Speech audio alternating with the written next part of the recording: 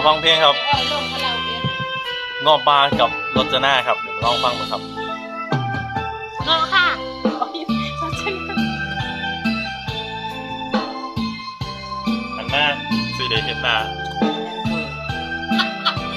แปลงมาทานไงเราจะหน้ามันต้องงามเยอะไม่ขนาดโอ้ยใส่เลยนะมาซื้อมาปวดนะ ที่เราขอน้องน้องรจนาจะมาอยู่ร่วมชายคากับน้องป่าป้าใบสังอาย อายอยากกังวลน้องฮักคนนั้นที่หัวใจถึงจะมองว่าอายผู้ให้อ่อนทางเป็นชายรูปงาม อายต่อยตั้งดังกาดำไรสักดินาเจ้าเปรียบผมบนฟ้าอกบนผู้ป่า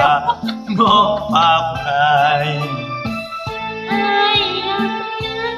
น้องนั้นเต็มใจยันข้างกายต่อให้อายเป็นวัวเป็นควายรจนาก็ไม่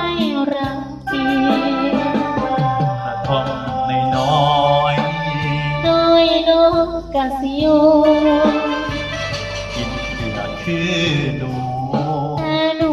ก็ยังบ่ตาย กินข้าวไปเกลือ โลดก็น้องกินได้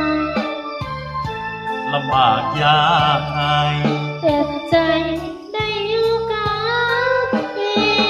เว้าอีหลีบ่น้อน้อง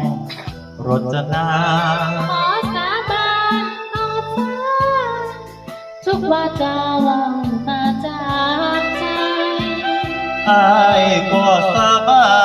นต่อหน้าธรณียิ่งใหญ่ สาบาน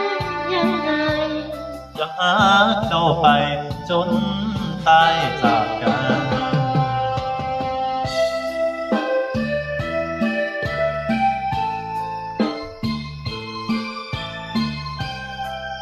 เอาหันหน้าให้เขาบังหน้าเนี่ยมันแรงดังแค่อะ จักรหันมาอยู่เนาะ ท่านพยามาเห็นไปเห็นตรงไหน เป็นน้ำกัน อ๋อมาเห็นเกือบเห็นแล้ว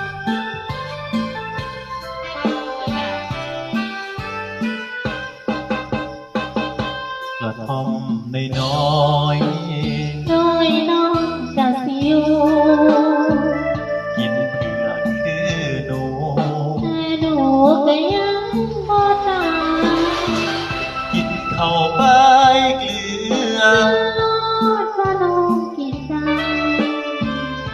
ลำบากยากให้ เต็มใจ